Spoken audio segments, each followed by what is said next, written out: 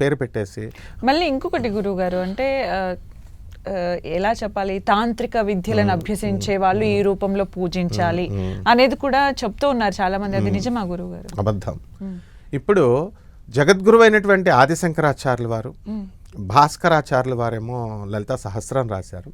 జగద్గురు ఆదిశంకరాచార్యుల వారు వచ్చి ఈ విధానాల్లో మీరు అర్చించుకోవాలి అని చెప్పారు. తంత్ర అంటే ఏంటంటే ప్రాక్టికాలిటీ అని అర్థం. తంత్రంలో రెండు రకాలు ఉంటాయి, విద్యాతంత్రము అవిద్యాతంత్రం అని. రామకృష్ణ పరమహంసల వారు తంత్రం అభ్యసించారు. ఆయన తాంత్రిక గురువు అయినటువంటి ఆయన తోతాపురి భైరవీమాత, వీళ్ళు వచ్చారు ఇద్దరు. భైరవీమాత తాంత్రిక గురువు. ఎక్కడైనా మేకలను కోసినట్టు కానీ, కోళ్ళను కోసినట్టు కానీ, మందుబాటలు పెట్టినట్టు కానీ ఎక్కడైనా చరిత్రలో ఉందా? లేదు. బేలూరు మట్టి నేను ఎప్పుడు వెళ్తాను. మన గురువు గారి ప్రభాత్ రంజన్ సర్కార్ మన ఆశ్రమాలన్నీ, వివేకానంద ఆశ్రమంలో బ్రహ్మానంద్ మహారాజ్ సమాధి, అక్కడ ఉన్న వాళ్ళందరితో నేను రోజు తిరుగుతాను అక్కడ బేలూరు మట్టిలో. ఎక్కడా లేదు. అంటే వీళ్ళు కల్పిస్తారు అలా.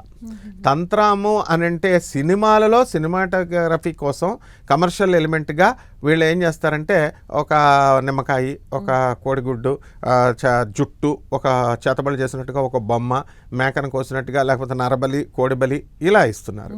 ఇలా చూపిస్తే ఇదే తంత్రమేమో అనే భ్రమలోకి ఇండ్యూస్ అయిపోయినాయి. కొన్ని వేల సంవత్సరాల నుంచి చూపిస్తుంటే ఏమవుతుంది, వందల సంవత్సరాల నుంచి.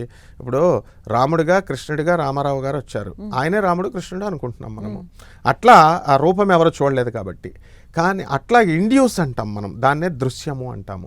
అందువలన హీరో వెంకటేష్ గారి దృశ్యం సినిమా అదే అనమాట. అంటే ఎలా ఇండ్యూస్ చేస్తామో అది వచ్చేస్తుంది.